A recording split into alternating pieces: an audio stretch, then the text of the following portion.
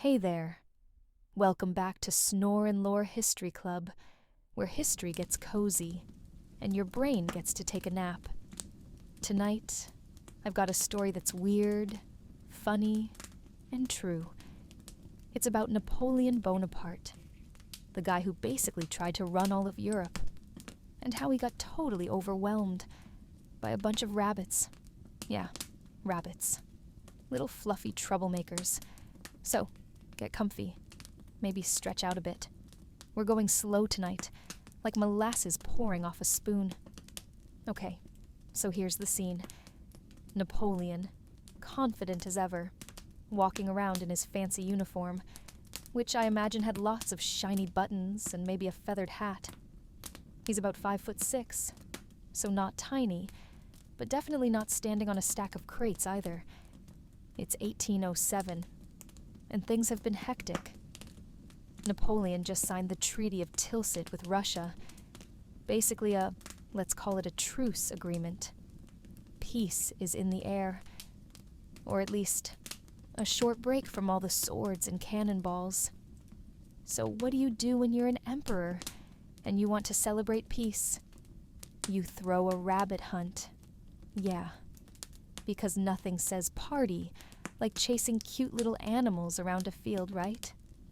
His chief of staff, Alexandre Berthier, the guy probably sweating bullets trying to make this the event of the century, decides to order not just a few rabbits, but hundreds. Some say thousands. That's like inviting a small, furry army. And these aren't wild rabbits. No. These are domesticated rabbits, used to humans, and probably expecting snacks, which is important, because wild rabbits, they'd scatter the moment Napoleon took a step. But these little guys, they thought, lunch has arrived. So the day comes. Napoleon and his generals arrive, all dressed up like it's a royal garden party. The sun is shining softly, birds are singing, and the grass is cool underfoot.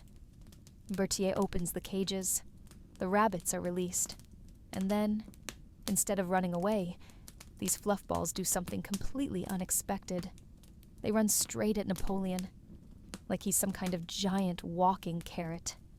At first, people laugh. Oh, look at the cute bunnies. But then, more rabbits appear. Hundreds, maybe thousands, swarming the field like a furry storm. Napoleon tries to shoo them away, waving his arms like he's trying to catch flies.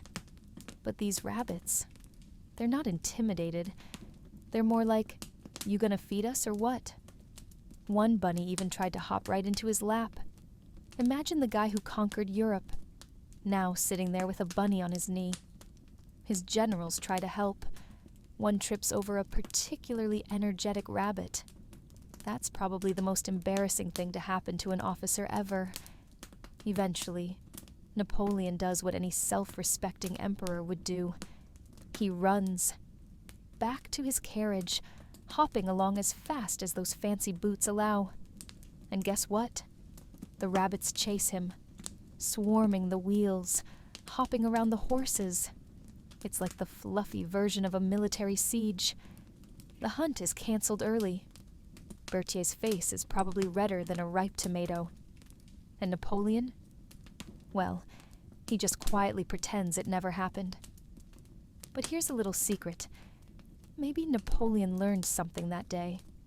Like, even the mightiest can be undone by tiny, soft things. And that's kind of comforting, isn't it? Life can be unpredictable. And sometimes, you just have to laugh at the ridiculousness of it all. Oh, and here's a fun rabbit fact for you as you relax. Did you know rabbits can actually run up to 35 miles per hour? That's faster than most people can sprint. Which probably made Napoleon's bunny attackers even scarier. Imagine trying to outrun a bunny. No wonder he bailed.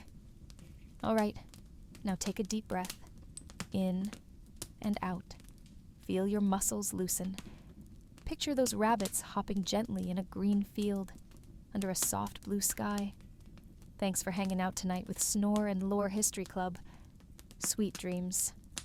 And if you happen to dream of rabbits, just remember, sometimes even emperors have to give in to the fluff.